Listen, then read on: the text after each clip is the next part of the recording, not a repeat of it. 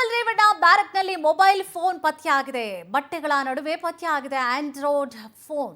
ಒಂದು pen drive, charger ಜೊತೆಗೆ ಒಂದು ನೋಟ್ಬುಕ್ ಕೂಡ ಪತ್ತೆಯಾಗಿದೆ. ಇನ್ನು ಪ್ರಜ್ವಲ್ ರೇವಣ್ಣ ಅವರ ಬ್ಯಾರಕ್ನಲ್ಲೂ ಕೂಡ ಮೊಬೈಲ್ ಪತ್ತೆಯಾಗಿದೆಯಂತೆ. ಬಟ್ಟೆಗಳ ನಡುವೆ ಪತ್ತೆಯಾಗಿದೆ ಆಂಡ್ರಾಯ್ಡ್ ಮೊಬೈಲ್ ಫೋನ್.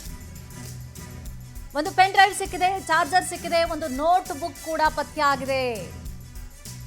ಮೊಬೈಲ್ ಬಗ್ಗೆ ಕೂಡ ಏನು ತಿಳಿಯದಂತೆ ತಟಸ್ಥವಾಗಿ ಕೂತ್ಕೊಂಡಿದ್ರಂತೆ ಪ್ರಜ್ವಲ್ ರೇವಣ್ಣ ಜೊತೆಯಲ್ಲಿ ಇದ್ದಂಥ ಮತ್ತೊಬ್ಬ ಸಜಾಬಂದಿ ಕೂಡ ಇದ್ದ ಜೊತೆಯಲ್ಲಿ. ಇಬ್ರು ವಾಸ ಮಾಡ್ತಾ ಇದ್ದಂಥ ಬ್ಯಾರಕ್ನಲ್ಲಿ ಮೊಬೈಲ್ ಪತ್ತೆ ಆಗಿದೆ. ಅವ್ರು ಬಿಟ್ರೆ ಅವ್ರದ್ದು ಬಿಟ್ರೆ ಇವ್ರದೇ ಆಗಿರುತ್ತೆ. ಪರಪ್ಪನ ಅಗ್ರಹಾರ ಠಾಣೆಯಲ್ಲಿ ಪ್ರಜ್ವಲ್ ವಿರುದ್ಧ ಎಫ್ಐಆರ್ ದಾಖಲಾಗಿದೆ. ಎಲೆಕ್ಟ್ರಾನಿಕ್ ಸಿಟಿ ವಿಭಾಗ ಪೊಲೀಸರು, ಜೈಲಿನ ಅಧಿಕಾರಿಗಳು, ಸಿಸಿಬಿ ಅಧಿಕಾರಿಗಳಿಂದ ಜೈಲಿನ ಮೇಲೆ ನಡೆದಿತ್ತು ದಾಳಿಯ ಸಂದರ್ಭದಲ್ಲಿ ಪ್ರಜ್ವಲ್ ರೇವಣ್ಣ ಅವರ ಬ್ಯಾರಕ್ನಲ್ಲೂ ಕೂಡ ಮೊಬೈಲ್ ಫೋನ್ ಪತ್ತೆಯಾಗಿದೆ. ಬಟ್ಟೆಗಳ ನಡುವೆ ಔಸಿ ಇಟ್ಟಿರ್ತಾರೆ ಫೋನನ್ನು.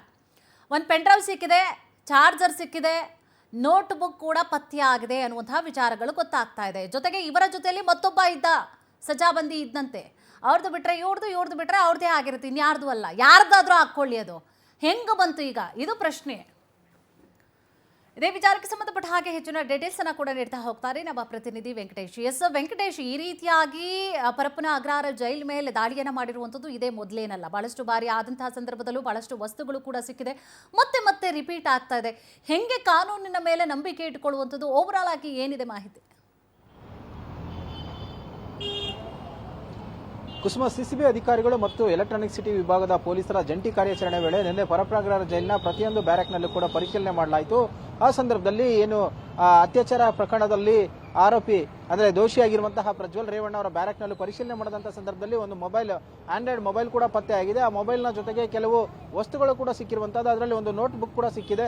ಸೊ ಇದನ್ನೆಲ್ಲವನ್ನು ಕೂಡ ನಿನ್ನೆ ಅಧಿಕಾರಿಗಳು ಸೀಸ್ ಮಾಡ್ಕೊಂಡಿದ್ದಾರೆ. ವಿಐಪಿ ಬ್ಯಾರಕ್ನಲ್ಲಿ ಏನು ಪ್ರಜ್ವಲ್ ಜೊತೆ ಇದ್ದಂತಹ ಮತ್ತೊಬ್ಬ ಸಜಾಬಂದಿ ಕೈದಿ ಏನಿದ್ದಾನೆ ಆತನನ್ನು ಕೂಡ ವಿಚಾರಣೆಯನ್ನು ಮಾಡಿರುವಂತಹದ್ದು.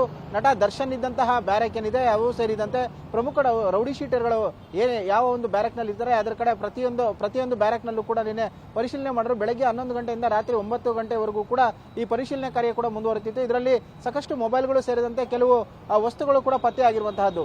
ಅಲೋಕ್ ಕುಮಾರ್ ಅವರು ಜೈಲಧಿಕಾರಿಗಳಾಗಿ ನೇಮಕ ಆದ ನಂತರ ಸಾಕಷ್ಟು ಬಾರಿ ದಾಳಿಯಾಗಿದೆ. ಪ್ರತಿ ಬಾರಿ ಕೂಡ ದಾಳಿ ಮಾಡಿದಂತಹ ಸಂದರ್ಭದಲ್ಲಿ ಒಂದಲ್ಲ ಒಂದು ವಸ್ತುಗಳು, ಮೊಬೈಲ್ ಫೋನ್ಗಳು ಪತ್ತೆ ಆಗ್ತಾನೆ ಇದಾವೆ. ಆದ್ರೂ ಕೂಡ ಇಷ್ಟೆಲ್ಲ ಒಂದು ಸೆಕ್ಯೂರಿಟಿ ಇದ್ರೂ ಸುಮಾರು ಪ್ರತಿಯೊಂದು ಬ್ಯಾರಕ್ನಲ್ಲೂ ಕೂಡ ಸಾಕಷ್ಟು ಸಿಸಿಟಿವಿ ಕ್ಯಾಮೆರಾಗಳನ್ನು ಕೂಡ ಅಳವಡಿಸಿದ್ದಾರೆ. ಇಷ್ಟೆಲ್ಲ ಇದರ ಮಧ್ಯೆ ಕೂಡ ಅಧಿಕಾರಿಗಳು ಕಣ್ತಪ್ಪಿಸಿ ಈ ಕೈದಿಗಳಿಗೆ ಮೊಬೈಲ್ಗಳನ್ನ ಹೇಗೆ ಸಪ್ಲೈ ಮಾಡ್ತಾ ಇದ್ದಾರೆ ಅನ್ನುವಂಥ ಪ್ರಶ್ನೆ ಕೂಡ ಕಾಡ್ತಾ ಇರುವಂತದ್ದು. ಇಲ್ಲಿವರೆಗೂ ಕೂಡ ಸುಮಾರು 120ಕ್ಕೂ ಹೆಚ್ಚು ಮೊಬೈಲ್ಗಳ ಒಂದು ಪತ್ತೆಯಾಗಿದೆ, ಅದನ್ನ ಸೀಸ್ ಮಾಡ್ಕೊಂಡಿದ್ದಾರೆ.